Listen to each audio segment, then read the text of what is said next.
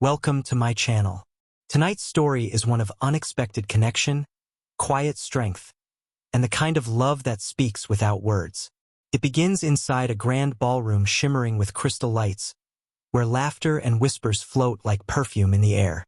The city's most powerful families are gathered under one roof, celebrating wealth, status, and hidden alliances. But in the corner, away from the chandeliers, stands a man who doesn't quite belong. His name is Adrian, the son of a feared mafia boss. His dark suit fits perfectly, but his eyes avoid the crowd, tracing patterns on the marble floor instead.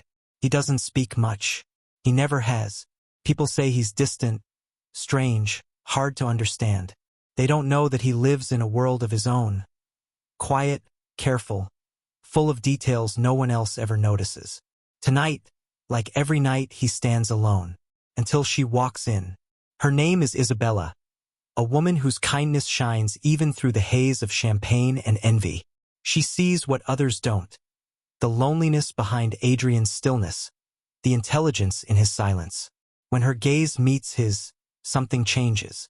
It's not attraction in the way the crowd would understand. It's recognition, a spark that hums softly beneath the noise. She moves through the crowd, ignoring the murmurs about the mafia boss's son. When she reaches him, he doesn't move, doesn't speak, only looks at her with eyes that hold the weight of 1,000 unsaid things. And then, with a voice barely above a whisper, she says, "Would you like to dance?" The room goes quiet. For the first time in years, Adrian blinks, hesitates, and nods. His father's men shift uneasily, unsure of what they're witnessing.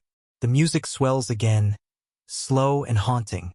Isabella takes his hand, and the entire ballroom seems to fade away. She leads gently, guiding him through the rhythm, her fingers light against his. His movements are stiff at first, uncertain.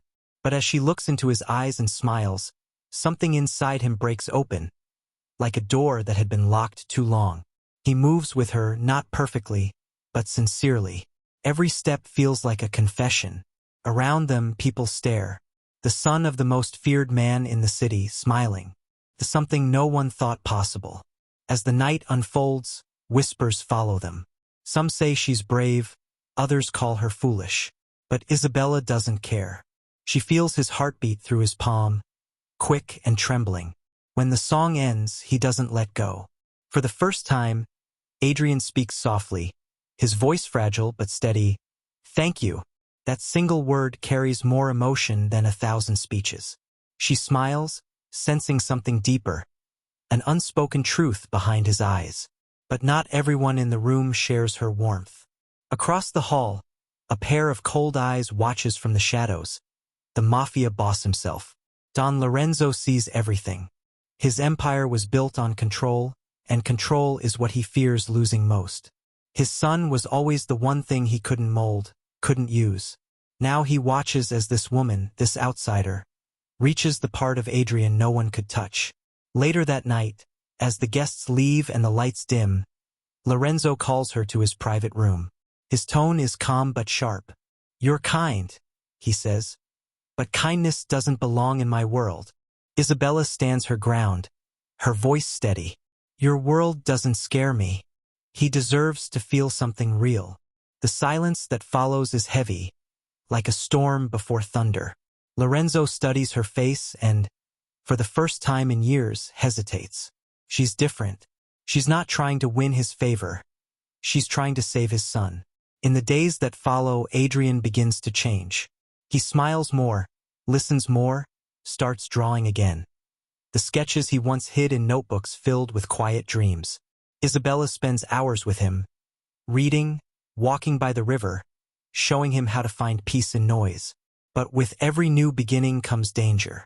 In the shadows of the city, Lorenzo's rivals notice the weakness in his armor. The son he loves more than his empire. Rumors spread. A trap is set. One evening, as Isabella waits for Adrian near the old pier, black cars surround her. Men step out, armed, silent, and merciless. They don't want her. They want him. She realizes too late that she's bait. When Adrian arrives and sees her held captive, something inside him shatters. The fear, the hesitation, the quiet restraint, all vanish. In that moment, the world sees what his father always hid. The son they called fragile moves with a clarity that is almost terrifying. Every motion is precise, calculated. The men who came to use him never stand a chance. When it's over, he stands trembling, blood on his hands, tears in his eyes. Isabella reaches for him, whispering, "You don't have to be what they made you." He collapses into her arms, shaking, broken and free all at once. When the sirens wail and his father arrives, Lorenzo doesn't see a boy anymore. He sees the man his son was always meant to be. The boss kneels beside him, guilt filling his eyes. "I wanted to protect you from this world," he says quietly. Adrian looks up, his voice barely audible. "Then let me protect her from it." The words silence the air around them. For the first time, father and son understand each other. And Isabella, her hand still holding Adrian's, realizes she's become part of a story that neither power nor fear could ever destroy. Days later, the city moves on, but the ballroom where it all began remains empty, waiting for music again. People still whisper about the night the Mafia boss's son danced. Some say it was a miracle, others say it was love. But those who saw it know the truth, it was both. And somewhere far from the city, in a quiet garden filled with sketches and laughter, Adrian and Isabella start a new life. Not perfect, not easy, but real. The kind of love that heals what the world breaks. If you enjoyed this story, don't forget to subscribe to the channel. More tales of love, courage, and redemption await. Each one a reminder that sometimes, the most powerful hearts are the quietest ones. The morning after the gala shimmered with quiet sunlight, breaking through curtains of velvet that still smelled faintly of champagne and roses. The city was waking up, but inside the mansion of Don Lorenzo, time seemed to move slower. The echoes of last night's whispers still haunted the marble halls. Servants spoke softly of what they had seen. The boss's son, who never danced, who rarely spoke, holding a woman's hand and smiling under the chandeliers. It was something none of them could believe. In the corner of the breakfast hall, Lorenzo sat behind a long table of silver and porcelain, but his eyes weren't on his food. They were on his son. Adrian sat opposite him, staring at a cup of untouched coffee, his posture tense yet calm, as if he were trying to process a world that suddenly felt louder, brighter, and more confusing than before. His mind was still replaying the moment Isabella smiled at him, the way her hand had fit into his as if it belonged there. Lorenzo cleared his throat. "You made quite the scene last night." His tone was cool, somewhere between amusement and warning. Adrian didn't respond. He traced his fingers slowly along the edge of his cup, counting the tiny ripples in the china. The boss exhaled sharply and leaned back. "That girl. Who is she?" He wasn't angry, at least not yet. But there was something dangerous in his curiosity. To him, love was weakness, and weakness got people killed. Adrian looked up finally, meeting his father's eyes with a stillness that carried weight. "She's kind," he said simply. 2 words, spoken so softly they barely reached across the table. Lorenzo froze. Kind. That word didn't belong in his world. Later that day, Isabella stood outside a flower shop in the quieter part of the city, her fingers brushing over tulips in soft shades of cream and pink. She couldn't stop thinking about the man she danced with. There had been something different about him, something that reached her heart before logic could interfere. She hadn't meant to cause a scene. She hadn't even realized who he was until whispers began chasing her across the ballroom. "That's the Mafia boss's son," one woman had murmured. "He's not right in the head," another had added cruelly. But Isabella didn't see what they saw. She had seen grace in his silence, depth in his eyes, and innocence in his discomfort. Something about him called to the part of her that believed everyone deserved to be seen. As she arranged flowers into a bouquet for an elderly customer, a black car pulled up outside the shop. Her heart skipped as she saw one of the Don's men step out, his sharp suit catching the light. "Miss Isabella," he said with polite precision. "The boss would like to see you." The tone wasn't threatening, It was firm, leaving no room for refusal. She hesitated for only a moment before nodding. Her instincts whispered caution, but her curiosity was stronger. The drive through the city was silent, the hum of the engine blending with the rhythm of her heartbeat. When they reached the estate, the gates opened like iron jaws, swallowing the car into a world of manicured gardens and shadows. Inside, Don Lorenzo waited in his study, a room heavy with the scent of tobacco and power. He didn't rise when she entered. His eyes, cold, analytical, studied her as if she were a puzzle he couldn't solve. "You danced with my son," he said finally, his voice smooth and deep. Isabella nodded. "I did." "Why?" The question cut through the air like a knife. She could have lied, could have said it was a whim, but she didn't. "Because he looked lonely," she answered softly. That answer disarmed him. The Don leaned back, fingers tapping the desk. He had heard many excuses in his lifetime. Greed, ambition, fear, but never compassion. "You do realize who he is?" he asked quietly. "Yes," she said, "and I don't care." That honesty made something flicker in his gaze, something that almost looked like respect, though buried beneath layers of suspicion. "My son doesn't belong in your world," Lorenzo said. "And maybe your world doesn't belong in his," she replied. The air between them shifted, no longer cold but uncertain. For the first time in years, Lorenzo had no ready response. That evening, when Adrian returned home from his usual walk through the gardens, his father was waiting. "She came here," Lorenzo said. Adrian froze, his heart tightening. "She spoke to me," the Don continued. "You've made an impression." Adrian's eyes dropped to the floor. "I didn't mean to," he murmured. "Maybe you did," Lorenzo said, almost to himself. "Maybe it's time someone reminded me what kindness looks like." For a man who had built an empire on ruthlessness, it was a strange admission. Over the next few days, the world began to shift around them. Isabella returned to her quiet life, but something had changed in the air. Every time she closed her eyes, she saw his face. The quiet intensity of his gaze, the way he'd struggled to find rhythm before finally moving with her. She didn't know if she'd ever see him again, but she hoped she would. Meanwhile, in the mansion, Adrian began to draw again. His sketches filled the pages of a worn notebook. Flowers, stars, and sometimes, a woman's smile that looked suspiciously like hers. His father noticed but said nothing. In his own way, Don Lorenzo understood that this woman had awakened something in his son that all his power could not. One afternoon, Isabella returned to the park where she often read, her book resting on her lap. She didn't expect anyone to find her there. But as the wind carried the soft hum of tires on gravel, she looked up and froze. There he was, Adrian, standing at a distance, clutching a small notebook in his hand. For a moment, neither spoke. Then she smiled. It was the same smile that had started it all, the one that made him forget the weight of every cruel whisper he'd ever heard. He approached slowly, uncertainly, until he stood beside her. "I drew this for you," he said, holding out the notebook. She opened it and found a delicate pencil sketch of two hands reaching for each other under the glow of a chandelier. Her eyes softened. "It's beautiful," she whispered. "It's you," he said simply. And in that quiet moment beneath the fading light, the walls between their worlds began to crumble. The girl who saw kindness in chaos and the man who lived in silence found a language that needed no words. What neither of them knew was that love, in a world like his, would come at a price, and soon, both would have to decide just how much they were willing to pay for it. The days that followed unfolded like a dream Isabella wasn't sure she was meant to live. The city's usual noise seemed softer, replaced by moments that stretched longer whenever Adrian was near.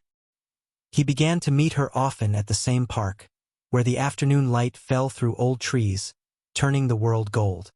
He would arrive quietly, sometimes carrying sketches in his hands, sometimes just standing at a distance until she noticed him. He never forced conversation. Instead, he listened to her voice, her laughter, her stories about the simple world outside the walls of his father's mansion. There was something beautiful about the way he watched her, like someone memorizing light after a lifetime spent in shadows. Isabella had never met anyone like Adrian. He didn't flirt, didn't play the games men usually played. His honesty was disarming. When he said something, it was always simple, direct, and raw. "You make the world quieter," he told her one evening as the sky turned orange.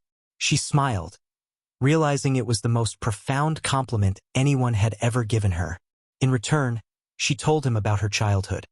How she grew up in a neighborhood where music and laughter were always louder than reason. Where her mother had taught her that kindness could be rebellion in a cruel world. Adrian listened to every word, his eyes following her lips as if each syllable mattered. But their peace existed only in the small spaces between danger. At the edge of that same world, Don Lorenzo's empire was beginning to crack. Rivals had grown restless, sensing the boss's attention had drifted. His son's sudden change in spirit, his growing independence, was being read as weakness. In the smoky backrooms of the city, whispers began to spread. The Don is distracted. The boy is soft. The empire is ripe for the taking. Lorenzo knew these whispers well, and though he never showed it, they frightened him more than gunfire ever could. Power was not lost in battle. It was lost in moments of hesitation. And his son's heart, he feared, was becoming his greatest vulnerability. That night, Lorenzo called for his most trusted advisor, an older man named Marco, whose loyalty was built on blood and silence. "He's seeing her," the Don said quietly. Marco nodded. "She's not from our world," Lorenzo continued, pouring himself a drink. "But she's become his world." There was no judgment in Marco's eyes, only understanding. "What will you do?" he asked. Lorenzo stared out the window, where rain began to blur the lights of the city. "Nothing," he said finally. For now. It was a dangerous decision, one born not from mercy but from confusion. He wanted to protect his son, but he knew that love and safety rarely walked the same road. Meanwhile, Isabella's world began to shift in subtle ways. Strangers started appearing near her shop. Men who never bought anything, who watched without smiling. One of them even followed her home once, disappearing when she turned a corner. She told no one, not even Adrian. She didn't want to burden him, but she could feel the invisible walls of his father's empire closing in. Her love for Adrian had become a light that burned too brightly, and now it was drawing shadows closer. The next time they met at the park, Adrian noticed her unease immediately. His eyes, always so gentle, grew sharp. "Someone followed you," he said, more a statement than a question. Isabella hesitated, then nodded. He didn't speak for a moment. When he finally did, his voice was quiet but fierce. "You're not safe because of me." She reached out, her fingers brushing his. "I'm not afraid," she whispered. His gaze softened again. "You should be," he said. "Because I am." As the days grew colder, so did the tension. Don Lorenzo began losing sleep, haunted by the idea that his son's newfound happiness could destroy everything he'd built. But what he couldn't understand was that Adrian had already made his choice. He no longer wanted the throne of violence that his father ruled. He wanted peace, the kind Isabella brought into his life without even trying. One evening, he sat in his room, sketching her again. This time, it wasn't her face he drew, but her hand, the one that had reached for him when no one else dared.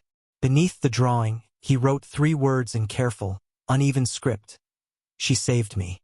Downstairs, Lorenzo found the sketchbook lying open. He looked at the words, then closed it gently, a strange heaviness settling over him. He understood love, but only as a weapon, never as a healing force. He didn't know how to protect his son from something so pure. That night, as thunder rolled across the city, Lorenzo made a decision he would come to regret for the rest of his life. He called Marco again and gave a simple order. "Keep them apart, for their sake, and mine." But love, especially love born of kindness, is not easily contained. When Isabella arrived at the park the next day, she found Adrian waiting but not smiling. 2 of his father's men stood at a distance, watching. "They want me to stop seeing you," he said, his voice breaking. "They say it's dangerous." Isabella looked up at him, her eyes shining with defiance. "Do you believe them?" she asked. He hesitated only a second before shaking his head. "No," he said, "but they will make it true." She stepped closer, close enough to feel his heartbeat tremble through the space between them. "Then we run," she whispered. The idea was impossible, reckless, beautiful. He stared at her, the thought alone making his chest ache. "He'll find us," Adrian said. "Maybe," she replied, "but at least we'll have tried." That night, as the city slept, they stood together under the same chandelier where they had first danced. It was silent now, the light dim, but the memory of music still lingered in the air. She reached for his hand again, and he took it without hesitation. "If we run," he said softly, "will you stay?" Isabella smiled. "Always." And somewhere deep in the mansion, Don Lorenzo sat alone in his study, staring at the rain that fell against his window. He had no idea that, before dawn, his son would be gone, and that the world he had built on fear and power would soon begin to crumble under the quiet force of love.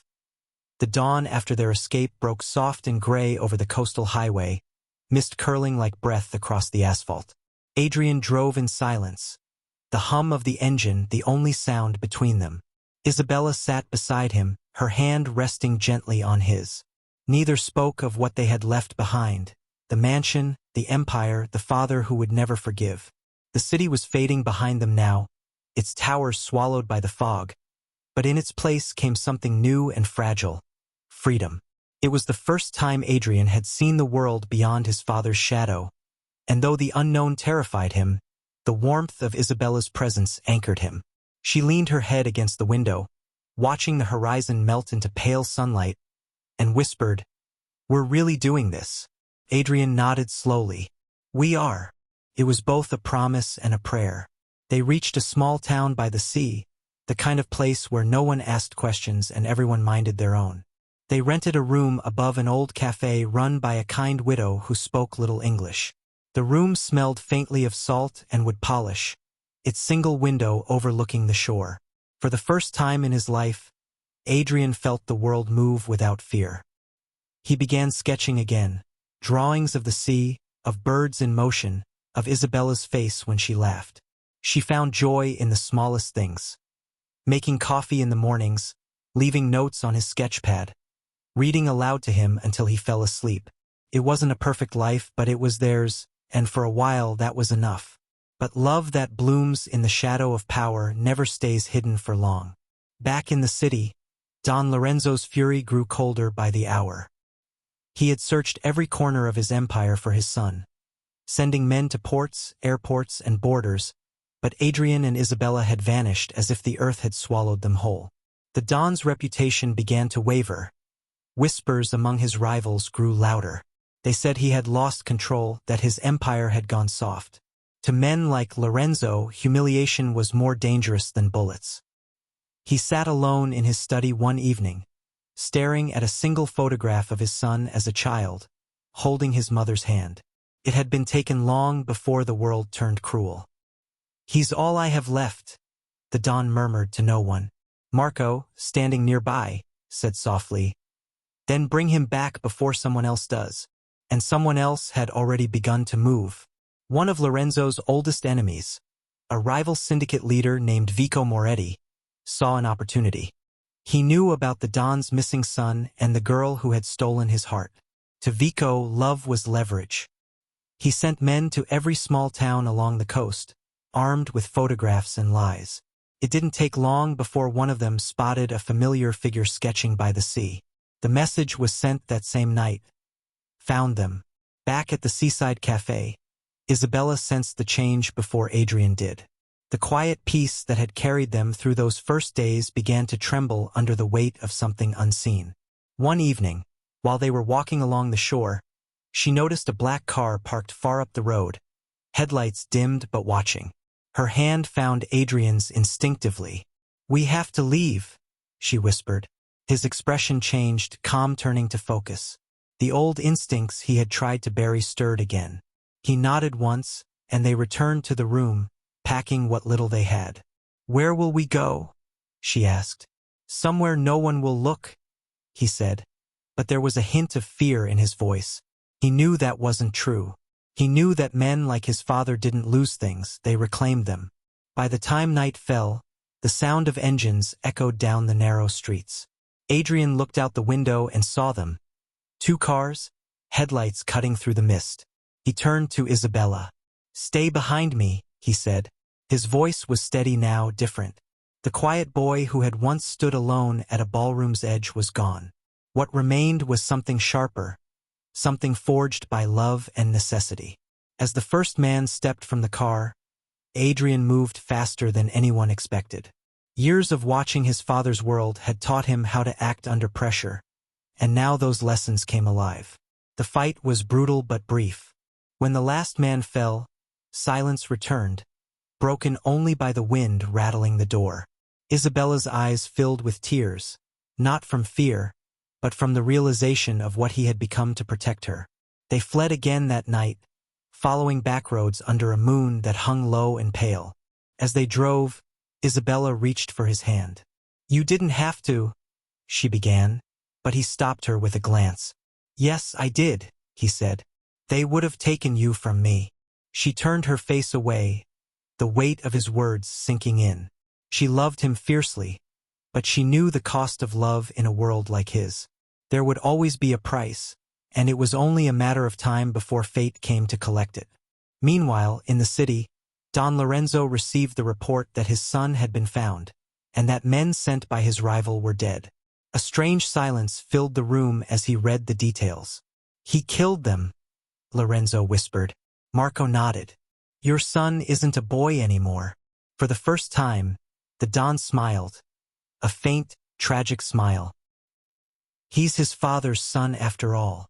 But when he set the report down, his hands trembled. He knew what came next.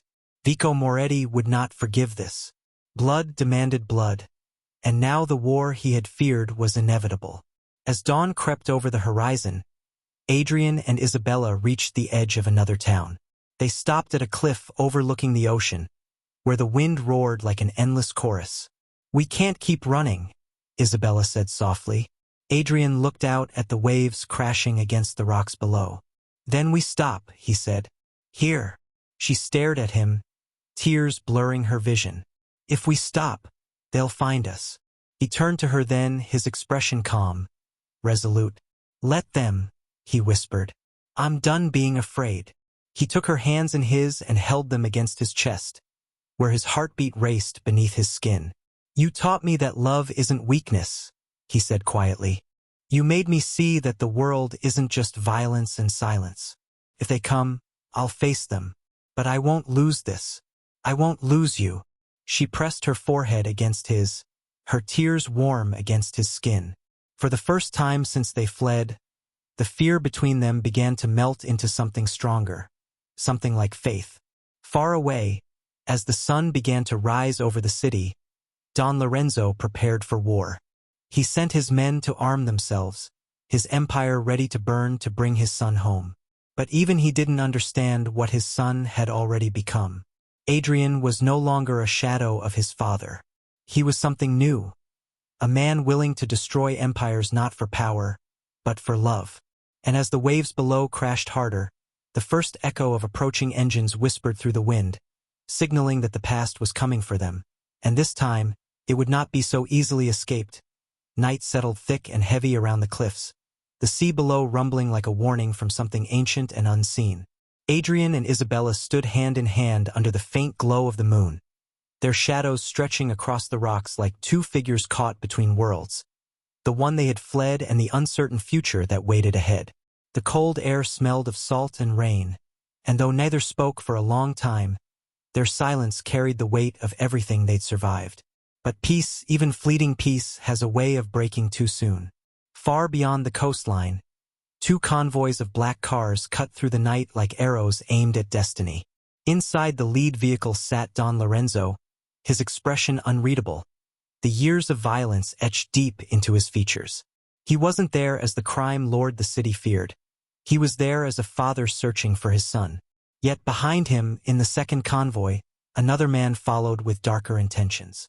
Vico Moretti, The rival who had long coveted Lorenzo's empire had discovered the same trail. But where Lorenzo sought to bring his son home, Vico came to end the bloodline once and for all. Two armies were moving toward the same quiet town, neither knowing the other was coming.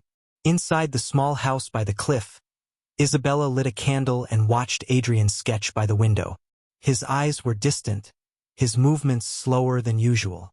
"You're thinking about him," she said softly. Adrian didn't look up. "He'll never stop," he replied. "He can't let go of control. To him, love is something dangerous, something that makes men weak." Isabella stepped closer and knelt beside him. "Then show him it doesn't," she whispered. He looked at her then, and in that moment her courage became his. He kissed her gently, the kind of kiss that carried both promise and farewell. "If anything happens," he began, but she pressed a finger to his lips. "Don't," she said firmly. "We've come too far to start saying goodbye." But fate was already writing its final act. The sound of tires crunching gravel broke the calm. Adrian moved instantly, blowing out the candle and pulling Isabella away from the window. Outside, headlights appeared, first 2, then 4, then 6. "He found us," she whispered, her voice trembling. "No," Adrian said after a pause, his jaw tightening. "Those aren't his cars." That realization brought a different kind of fear. He grabbed her hand. "We have to move." But it was too late. The roar of engines drowned out the crash of the sea as armed men spilled out of the vehicles, shadows with guns and orders. The fight came fast, chaos painted in moonlight. Adrian moved like a man possessed, his instincts sharper than his fear. He guided Isabella behind cover, using the rocks and darkness to their advantage. Bullets cracked the night air, sparks flying from the cliffs. The old training his father's guards had forced upon him now became the only thing keeping them alive. But there were too many, and the odds were turning. Isabella's breath came in ragged gasps as he shielded her from the barrage, his arm bleeding, his eyes blazing with quiet fury. Then, through the smoke and sound, another set of headlights appeared from the opposite road. It was Don Lorenzo. His men poured out with military precision, returning fire. For one frozen heartbeat, father and son locked eyes through the chaos. The empire and its rebellion, the past and the present colliding in a storm of gunfire and blood. Lorenzo's voice cut through the noise. "Adrian, get her out." But Adrian didn't run. He saw Vico Moretti step from behind his car, a pistol gleaming under the moon. "It's over, Lorenzo," Vico shouted. "Your empire dies with your son." Adrian didn't think. He acted. Time seemed to slow as he rose from behind the rocks, drawing the small pistol his father had once given him long ago. Not as a weapon, but as a warning. His shot cracked through the night, striking Vico in the chest. The rival stumbled, eyes wide with disbelief, before collapsing into the dust. The gunfire stopped as suddenly as it had begun. The silence that followed was heavier than the ocean itself. Lorenzo approached slowly, his men lowering their weapons. Adrian stood tall, blood on his hands, smoke rising from his pistol. The Don's eyes softened, not with pride, but with sorrow. "You shouldn't have had to become this," he said quietly. Adrian's reply came just as softly. "I already was." They stood there, father and son, surrounded by the ruin of everything that had brought them to this point. The men around them waited for orders, but none came. Lorenzo stepped closer, placing a hand on his son's shoulder. "You love her," he said, not as a question, but as a truth. Adrian nodded. "More than anything." The Don nodded slowly, the lines on his face deepening with something like understanding. "Then go," he said, "before the world finds another reason to take her from you." Adrian hesitated, tears in his eyes. "He'll come after you," he whispered. Lorenzo smiled faintly, the kind of smile that belongs to a man who has already made peace with his fate. "Let him try," he said. Isabella rushed to Adrian's side, her trembling hand finding his.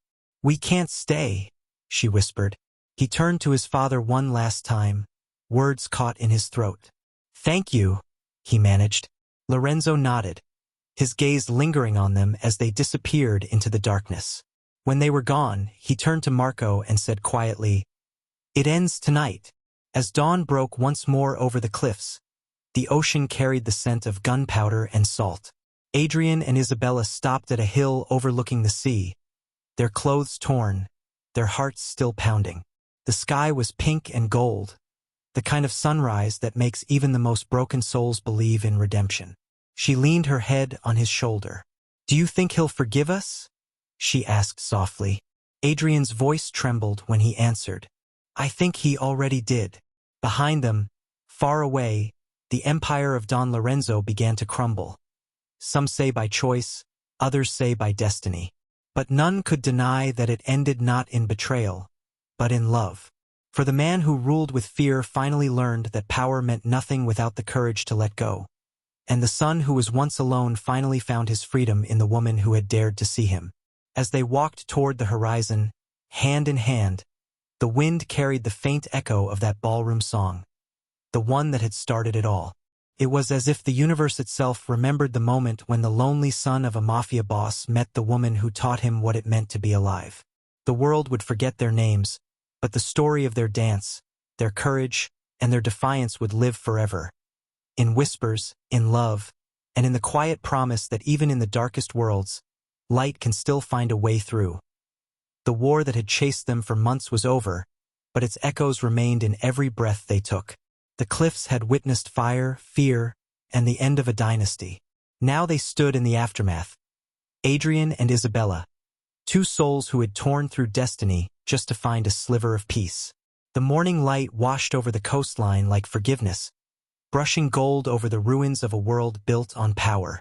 Adrian sat near the edge, sketchbook on his lap, the ocean wind tugging at his hair. His hands, once used to defend and destroy, now trembled with a gentleness that felt foreign but right. Isabella stood behind him, her gaze fixed on the horizon, where waves met sky. She could still see the smoke from the night before rising faintly in the distance.